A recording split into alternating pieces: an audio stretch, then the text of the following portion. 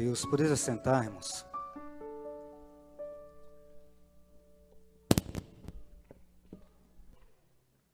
Gostaria que você abrisse a sua Bíblia no livro de Ezequiel, capítulo 37.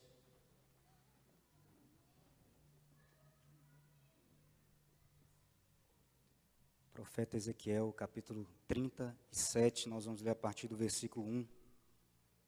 Enquanto você encontra, eu gostaria de fazer uma oração.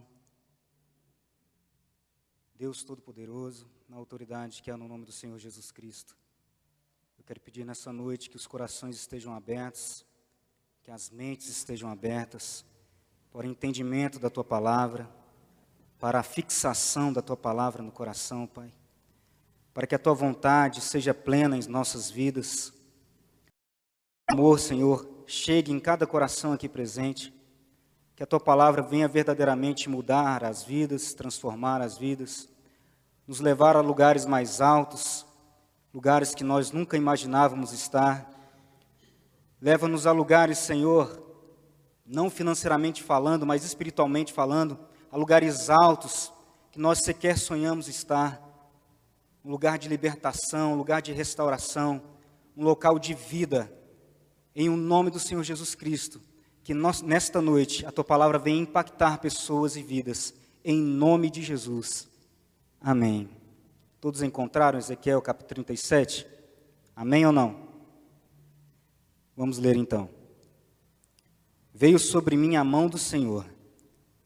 Ele me levou pelo Espírito do Senhor e me deixou no meio de um vale que estava cheio de ossos. E me fez andar ao redor deles. Eram muito numerosos na superfície do vale e estavam sequíssimos. Então me perguntou: Filho do homem, acaso poderão reviver estes ossos? Respondi: Senhor Deus, Tu o sabes. Disse-me ele: Profetiza a estes ossos e diz-lhes: Ossos secos, ouve a palavra do Senhor. Assim diz o Senhor Deus a estes ossos: Eis que farei entrar espírito em vós, e vivereis. Porei tendões em vós, farei crescer carne sobre vós, e sobre vós estenderei pele, e porei em vós o espírito, e vivereis, e sabereis que eu sou o Senhor. Então profetizei segundo me fora ordenado. Enquanto eu profetizava, um barulho de ossos que batiam contra ossos, e se ajuntavam cada osso ao seu osso. Olhei e eis que havia tendões sobre eles, e cresceram as carnes, e se estendeu a pele sobre eles, mas não havia neles o espírito. Então ele me disse: Profetiza ao espírito. Profetiza ao espírito, profetiza ao filho do homem, e diz-lhe: Assim diz o Senhor Deus: Vem dos quatro ventos, ó espírito, e assopra sobre estes mortos, para que vivam. Profetizei como ele me ordenara, o Espírito entrou neles, e viveram, e se puseram em pé, um exército sobremodo numeroso. Então me disse: Filho do homem, estes ossos são toda a casa de Israel. Eis que dizem: Os nossos ossos se secaram, e pereceu a nossa esperança. Estamos de todo exterminados. Portanto, profetiza e diz-lhes: Assim diz o Senhor Deus: Eis que abrirei a vossa sepultura, e vos farei sair dela, ó povo meu, e vos trarei à terra de Israel. Sabereis que eu sou o Senhor, quando eu abrir a vossa sepultura, e vos fizer sair dela, ó povo meu. Porém em vós o meu espírito, e vivereis, e vos estabelecerei na própria terra. Então sabereis que eu, o Senhor, disse isso, e o fiz, diz o Senhor. Este é um texto bastante maravilhoso. Mas antes de nós adentrarmos na essência desses versículos, faz-se necessário nós conhecermos um pouco do contexto e momento histórico. Esses ossos secos, como diz o próprio texto, era o povo de Israel que estava desolado, devastado, preso em seus pecados, em sua idolatria, presos em desobediência ao Senhor. Eles estavam literalmente mortos espiritualmente. Não escutavam mais a voz de Deus, não percebiam mais o que Deus queria para eles, estavam totalmente presos em cativeiro, o chamado cativeiro babilônio. Mas o que vem a ser esse cativeiro babilônio? Nós vamos explicar. Mas antes disso, eu quero fazer aqui uma pequena ilustração. Todos nós sabemos que se nós programarmos um computador, ele vai responder os nossos comandos. Já dizia Frederick Skinner, um dos filósofos do behaviorismo, que você pode condicionar um animal através de recompensas e castigos, e ele vai te obedecer. Mas todos os pais sabem, e até mesmo aqueles que não são pais, têm ciência, de que ensinar os filhos não é uma tarefa fácil. Ao contrário, é uma tarefa árdua. Isso porque enquanto seres humanos, os filhos eles têm vontades. E para obedecerem, eles devem submeter-se voluntariamente às instruções e ensinos daqueles que têm autoridade sobre eles. E nós, enquanto filhos de Deus, devemos nos submeter voluntariamente a Ele, reconhecendo a autoridade que Ele tem sobre nós. E aqui eu quero fazer uma pergunta para vocês. Que tipo de obediência você tem tido a Deus? De que forma você tem obedecido ou pensa que está obedecendo ao Senhor? Através de programação? De certa forma, até no início você pode ter vindo à casa de Deus ou à presença do Senhor por vontade, por desejo, por desespero. Mas com o passar do tempo, isso se tornou mecânico na sua vida. Isso se tornou uma rotina na sua vida. E você começa a vir e não compreende mais o porquê você está aqui. Você está programado numa rotina de servir a Deus. Mas o seu coração não está aqui. Tornou-se algo mecânico. Você foi programado para no louvor 3 glórias a Deus. Você foi programado para durante a pregação você prestar atenção e até lágrimas saírem do seu rosto. Mas tudo por programação, por rotina, por emocionalismo. Essa não é a perfeita vontade de Deus.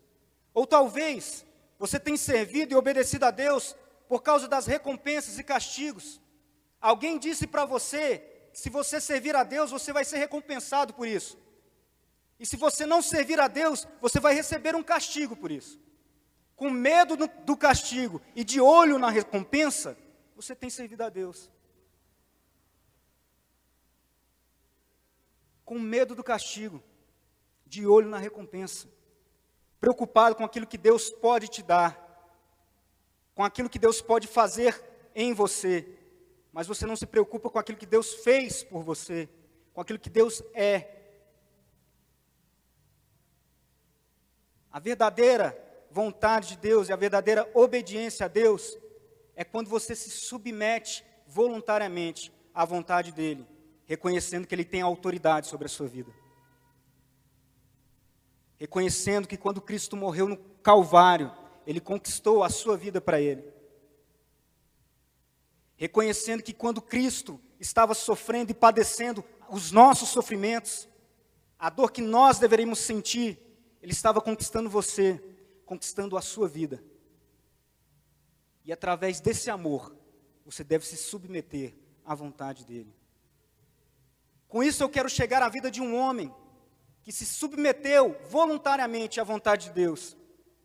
Esse homem era Ezequiel, sacerdote por direito, serviu como pastor durante 22 anos aproximadamente, pregando na Babilônia, mais precisamente na vila de Tel Aviv, nas proximidades do rio Quebar. Pregou sobre salvação, destruição e arrependimento ao povo de Judá, conclamando-os para que eles voltassem para Deus, para que eles se arrependessem dos seus erros e se voltassem novamente a servir a Deus. Ezequiel, ele viveu aquilo que pregou. Ezequiel testemunhou o declínio e a queda, e aqui nós vamos entender um pouco do que foi o cativeiro babilônico. Ele testemunhou o declínio e a queda do Império Assírio, enquanto os exércitos da Babilônia emergiam sob o comando de Nabucodonosor. O rei Jeoaquim, ele foi empossado pelo faraó Neco, cerca de 609 a.C. E após os egípcios serem derrotados pelos babilônicos, na cidade de Carquemes, aproximadamente 605 a.C., o rei Jeoaquim trocou de aliado, tornando-se vassalo de Nabucodonosor. Eis aí a primeira deportação, onde algumas pessoas, alguns habitantes da população de Jerusalém foram levados cativos para a Babilônia. Após 3 anos, Jeoaquim voltou para o Egito, e no mesmo mês em que o rei Nabucodonosor iniciava uma expedição para puni-lo, ele faleceu. E quem teve que enfrentar a ira de Nabucodonosor foi o seu filho e sucessor ao reinado de Judá, o rei Joaquim. Enfrentou a ira de Nabucodonosor, sendo derrotado e levado cativo para a Babilônia, juntamente com mais uma porção do povo de Jerusalém. Foi a segunda deportação. E nessa segunda deportação estava presente o profeta Ezequiel. Essa segunda deportação foi antes da destruição do templo de Jerusalém, o templo de Salomão. Essa destruição do templo foi o prelúdio para a terceira deportação e a maior crise histórica da cidade de Judá, do povo de Judá. Porém, em meio a esta crise, foi o momento em que mais ficou evidenciado o ministério de Ezequiel. Na maior crise histórica do povo de Judá, evidenciou-se o ministério de Ezequiel. Haviam ali muitos exilados, no mesmo cativeiro, vivendo nas mesmas circunstâncias. Porém, observa-se um povo totalmente destruído, sem esperança, desolado. E destaca-se um profeta cheio da presença de Deus. Ezequiel nos ensina com isso que é possível submeter-se à vontade de Deus e fazer a vontade de Deus na forma plena, em sua plenitude, mesmo em meio às diversas circunstâncias. Mesmo em meio às circunstâncias mais contrárias nas nossas vidas, é possível servir a Deus. É possível se destacar com o testemunho de Deus, mesmo nas maiores adversidades da sua vida. Mesmo nos piores momentos que você passa, é possível você se destacar como servo de Deus, como uma pessoa que está obedecendo a palavra de Deus. É possível. E tudo isso porque Ezequiel estava no cativeiro, mas não estava cativo. O que eu quero dizer com isso? Olhe à sua volta, não aqui dentro da igreja, mas de uma forma mais ampla. Observe o mundo à sua volta. Pode-se dizer que hoje nós estamos vivendo em um cativeiro. Pessoas estão cativas nas suas próprias concupiscências. O que é concupiscência? Um desejo intenso, geralmente carnal e inconsequente. Pessoas presas nas suas próprias vontades, obedecendo diariamente aquilo que a sua carne deseja. Obedecendo diariamente a propensão natural em pecar, em se acomodar com o pecado. Pessoas presas, cativas nas suas concupiscências, cativas nas suas frustrações, nas suas decepções. Pessoas que se decepcionaram com pastores e não vêm mais à igreja, porque se decepcionaram com o homem. Pessoas que não querem vir à igreja porque acham que vão trazer dinheiro para o pastor. Pessoas que estão com seus pensamentos cativos nas ideias de Satanás. Porque enquanto você não tem Cristo, você faz a vontade do diabo. Enquanto você não reconhece a autoridade de Deus sobre a sua vida, você não se submete à vontade dele. E você está fazendo a vontade de alguém que não é a vontade de Deus. Pessoas cativas em objetivos não alcançados, sem esperanças. pessoas sofrendo depressões extremas. Quantos suicídios observamos nos dias de hoje? Quantas pessoas se voltam ao mundo das drogas? Quantas pessoas não acreditam em Deus? Observa-se um crescente número de ateus na sociedade brasileira, maior ainda no mundo. As pessoas estão cativas e nós estamos vivendo nesse cativeiro. Porém, dos diversos princípios que podem ser extraídos deste capítulo que nós lemos e também de todo o livro de Ezequiel, eu pude tirar aqui alguns que eu achei principais. 3. O primeiro deles é estar no cativeiro, mas não se manter cativo. O segundo é submeter-se à vontade de Deus, sacrificando a sua própria vontade. E o terceiro, acreditar no poder de restauração de Deus. Acreditar no milagre da restauração de Deus. Primeira coisa, estar no cativeiro todos nós estamos, mas se manter cativo é uma opção sua. Se deixar cativar é uma opção sua. Eu digo que é uma opção, porque na verdade nós já fomos livres. Jesus já conquistou uma liberdade para nós. Quando ele morreu na cruz, o véu do templo se rasgou e nós temos livre acesso a Deus. Ou seja, você pode ser livre. Se você ainda se mantém cativo, é uma opção sua.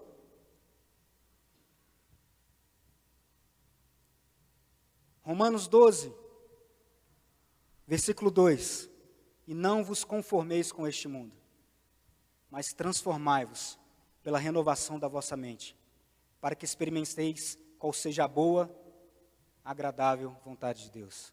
Boa, perfeita e agradável vontade de Deus. Não vos conformeis com este mundo. Não se deixe moldar por aquilo que o mundo diz para você.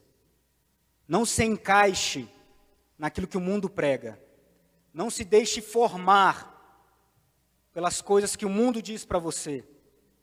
Mas transformai-vos pela renovação da vossa mente. De que forma você vai renovar a sua mente? E por que a sua mente precisa ser renovada? A sua mente diariamente é invadida por coisas que Satanás lança sobre ela. O mundo tenta moldar você em todos os momentos da sua vida, em todos os momentos do seu dia. Várias coisas são lançadas sobre a sua mente para te moldar a forma do mundo, para te moldar a forma que o mundo prega. A mídia quer que você viva daquela forma. As pessoas no mundo querem que você viva daquela forma. Mas Jesus quer que você viva diferente.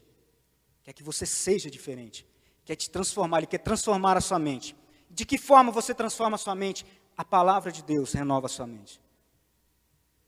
Muitas pessoas perguntam, mas eu não consigo parar de pecar. Eu não consigo deixar esse pecado. É porque a sua mente está perversa. A sua mente está cheia de maldade. Você tem que renovar a sua mente. Todos os dias da sua vida, você tem que abrir a Bíblia e meditar nela. É dessa forma que a sua mente é purificada. É dessa forma que a sua vida é purificada. É dessa forma que você conhece a Deus. E aquilo que Ele tem para você. Dessa forma que você transforma o seu entendimento. E não se deixa moldar por aquilo que o mundo diz. Você não se conforma, você não acredita mais naquilo que o mundo tem para você. Você acredita em algo que é mais eficaz, que é a palavra do Senhor. Mas para isso você tem que buscar. Para isso você tem que crer. Ezequiel era mais do que um profeta. Era um profeta embaixador. Por quê? Ele não era da Babilônia. Ele não nasceu na Babilônia. Ele era de Judá. Então ele era um estrangeiro pregando algo em uma terra estranha. Ué, isso é um embaixador? Qual que é a função do embaixador? Levar a cultura, os ensinamentos, daquelas coisas do seu país a um país estrangeiro. Era isso que Ezequiel fazia. E o que isso tem de comum conosco? Você não é habitante da terra. Você é habitante do céu. Você é uma criatura celestial. Você está na terra como embaixador de Cristo. 2 Coríntios capítulo 5. Você é embaixador de Cristo. A sua função é levar para as pessoas a essência de Cristo. A sua função é mostrar para as pessoas o que é Cristo. O que é viver como Cristo. O que é fazer a vontade de Cristo. O que é estar vivendo em Cristo. Mas muitas vezes nos esquecemos que somos apenas embaixadores e queremos nos tornar conterrâneos. Achamos que não vamos mais sair dessa terra e queremos usufruir daquilo que ela pode nos dar. Mesmo depois da restauração, houve alguns judeus que não queriam sair da Babilônia, porque se conformaram com o que eles estavam vivendo. Aproveitaram tanto daquelas coisas que a Babilônia oferecia, que não queriam mais se desfazer delas. Se esqueceram do seu Deus. Se esqueceram da sua terra. E nós, por muitas vezes, esquecemos da nossa terra. Esquecemos do que Cristo fez por nós. Esquecemos que Ele se despiu da sua glória. E mesmo sendo Deus, mesmo sendo em forma de Deus, não teve por usurpação ser igual a Deus. Desceu à terra como homem, se fez carne e morreu por mim e por você. Ele estava rodeado de anjos que todo momento diziam: Santo, Santo, Santo é o Senhor dos Exércitos. Ele deixou toda essa glória para viver e morrer por você. Para mostrar para você que você não é habitante daqui. Para te ensinar que você não é morador daqui. Você é morador celestial. Se não fosse assim, Ele não vos teria dito: vou preparar um lugar. João 14. Ele foi preparar um lugar para você. Lá tem um lugar que te espera. Não se esqueça da sua verdadeira terra. Não se esqueça da sua pátria. Não se esqueça que o que está neste mundo vai passar. As riquezas deste mundo vão passar.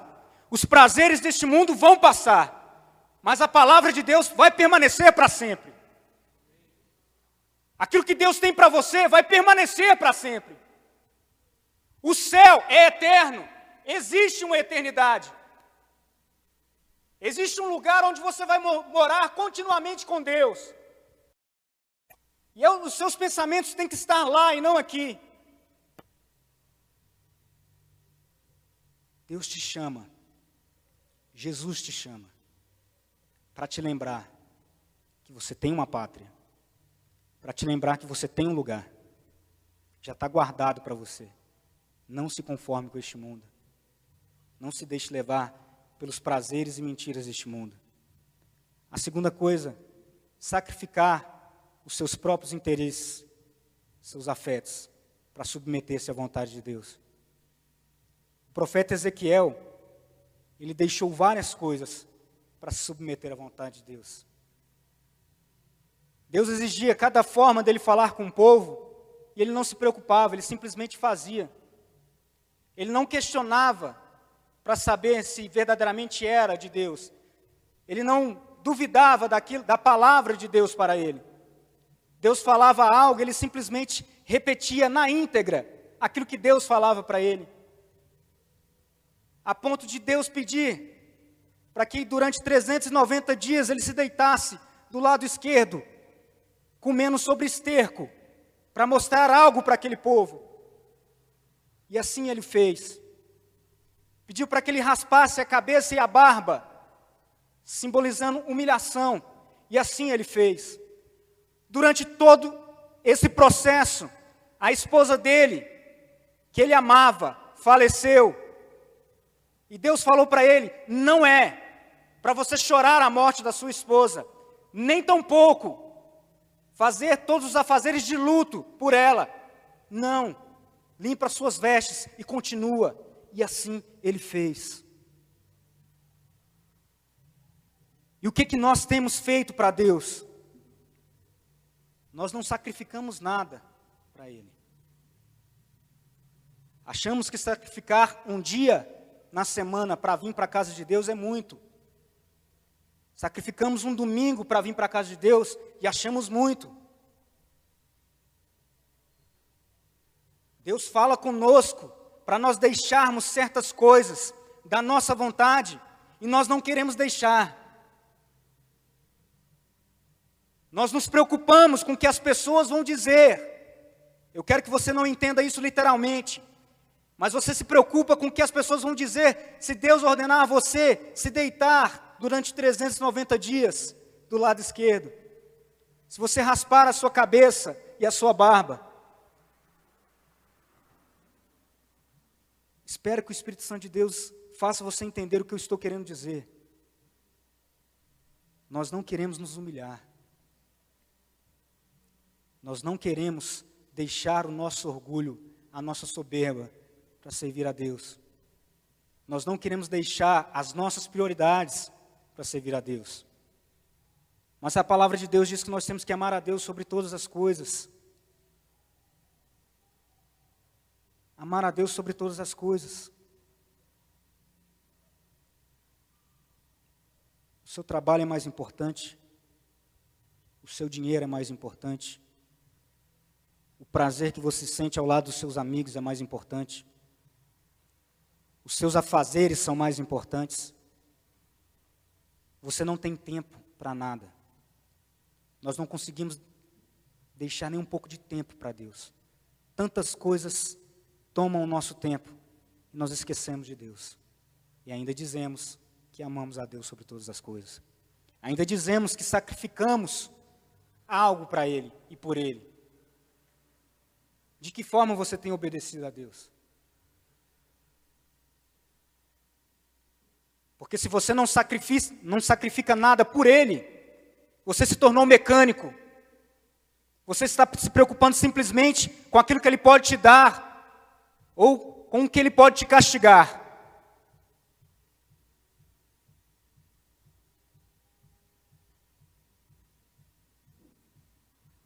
A maioria de nós não se submete voluntariamente a Deus. A maioria de nós se preocupa demais com o que vai acontecer nas nossas vidas.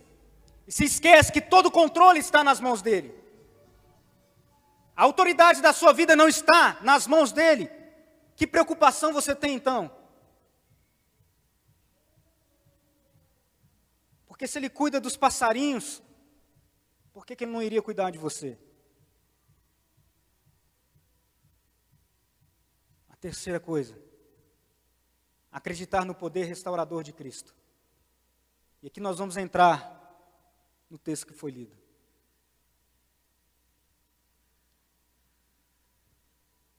O livro de Ezequiel, se você perceber, depois você pega na sua casa, por curiosidade, e leia, que é uma história maravilhosa.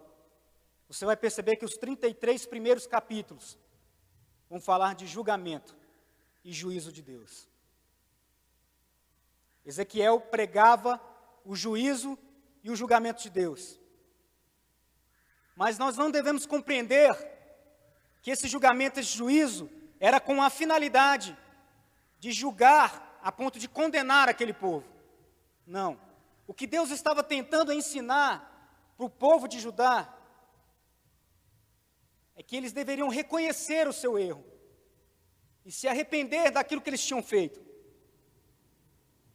O que Deus queria mostrar, permitindo que eles fossem levados cativos, é que eles verdadeiramente erraram e mereciam passar por aquilo ali. Mas Ele queria fazer com que aquele sofrimento os trazesse de volta a uma fé inabalável no Deus que eles serviam. Aquele sofrimento era para trazer um genuíno arrependimento daquele povo. Deus queria um verdadeiro arrependimento daquele povo.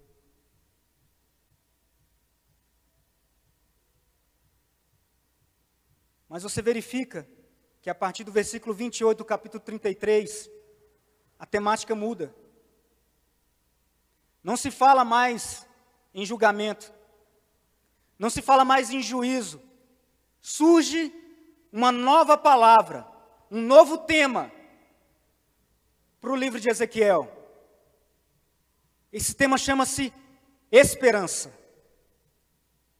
E se eu fosse dar um tema para essa palavra, eu diria para você: ainda resta uma esperança.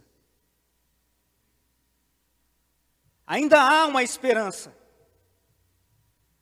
Se vocês perceberam no texto que nós lemos, vai falar de esperança, vai falar de restauração. Haviam ossos secos, e Deus perguntou para Ezequiel: você acredita que esses ossos podem viver? Olha para a sua vida neste momento. Feche seus olhos. Olhe para a sua vida neste momento. Você se sente num vale de ossos secos? Você sente que a sua vida não tem presença de Deus? Você sente que o seu ministério está estagnado? Você sente que a sua vida é indigna de receber algo de Deus? Você não se sente digno de ouvir a voz de Deus? As pessoas vão falar de Deus para você, mas você se sente tão pequeno, tão pecador, que acha que nada vai acontecer na sua vida? Se você pensa isso, hoje você está como um osso seco. Se a sua vida está assim, hoje a sua vida está como ossos secos.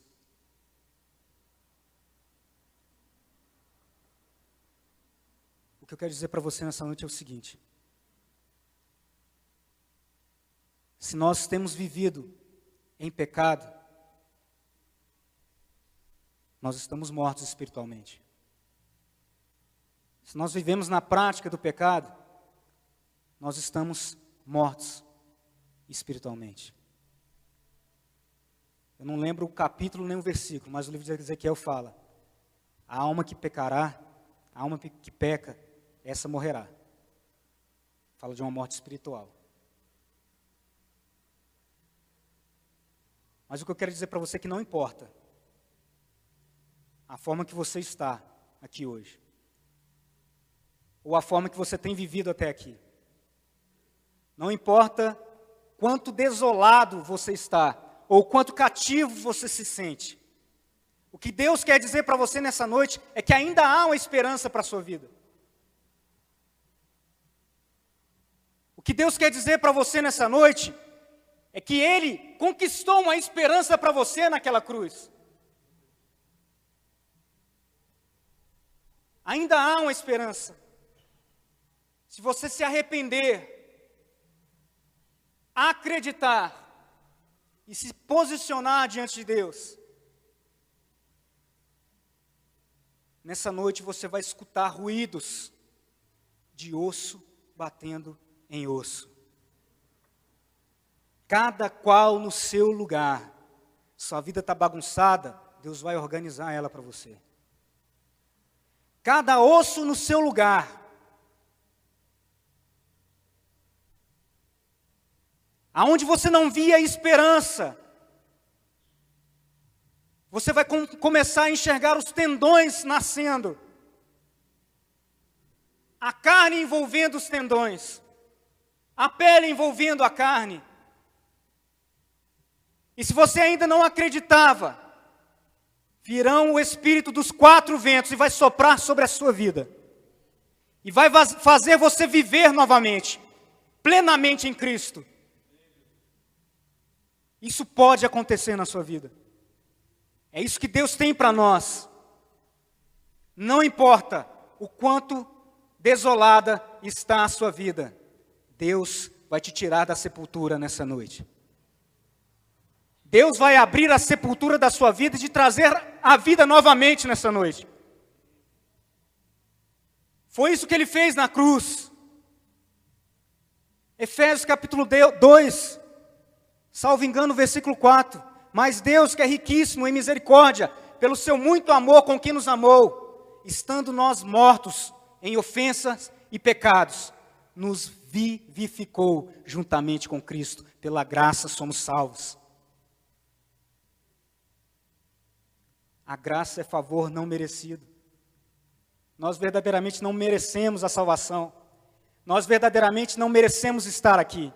Não merecemos escutar a palavra de Deus. Mas isso é um favor imerecido conquistado na cruz para você. Deus conquistou isso para você.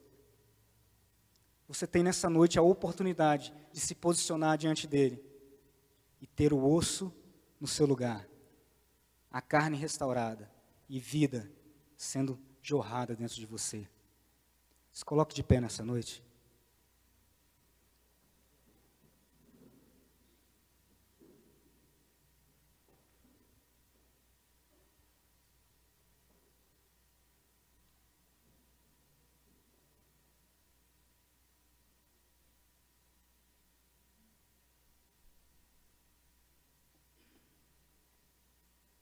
Gostaria que você fechasse os seus olhos e colocasse as duas mãos na altura do coração.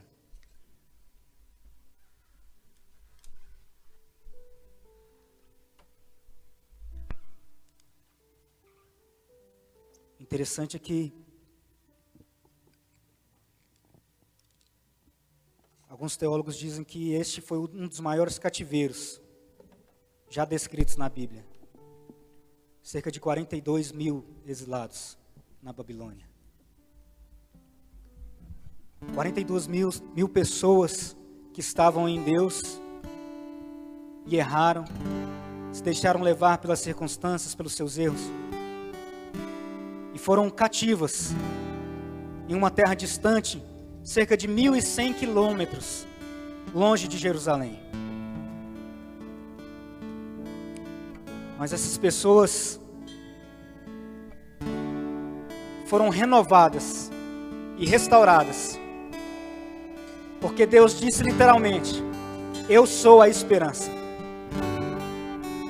Porque Deus disse literalmente: não importa que vocês estejam mortos, eu sou o Deus da vida. Eu venci a morte e eu trago da morte a vida.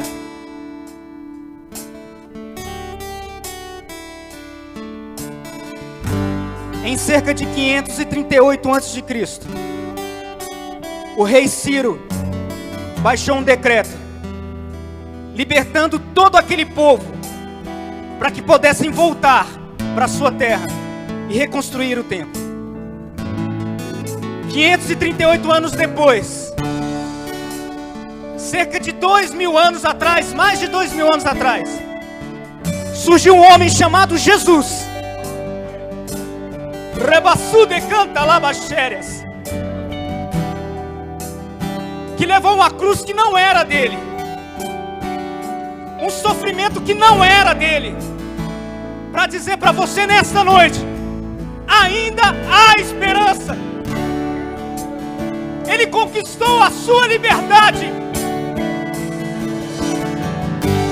Por mais que o diabo, que Satanás tente te manter cativo, foi Jesus que conquistou a liberdade para você.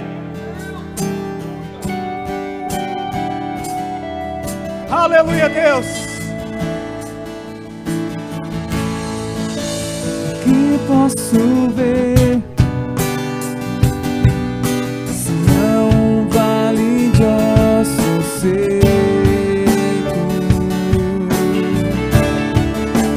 Posso dizer, se já se foi a esperança? Nossa vergonha está exposta debaixo do sol há muito tempo. Se foi alegria, não há espírito, não há palavra. Filho do homem, mude a história. Comece a adorar ao Senhor nessa noite. Levante as tuas mãos para cima.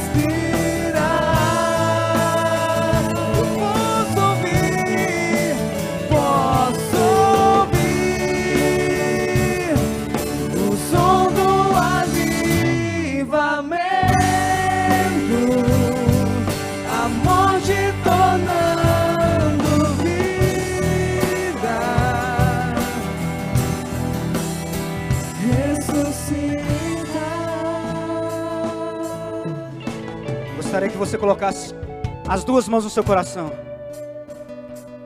Você vai profetizar vida sobre você nessa noite. Não importa, como eu disse, a forma que você estava. Vai se importar a forma que você vai sair daqui.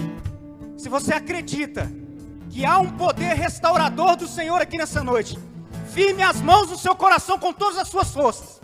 E você vai profetizar a vida sobre você nessa noite. Você vai profetizar transformação na sua vida nessa noite. Você vai acreditar que Deus vai modificar os seus atos, os seus feitos. E a partir de hoje vai haver uma renovação sobre você. Profetize nessa noite que há vida dentro de você. Porque o Espírito Santo está soprando nessa noite. O Espírito Santo está soprando sobre você.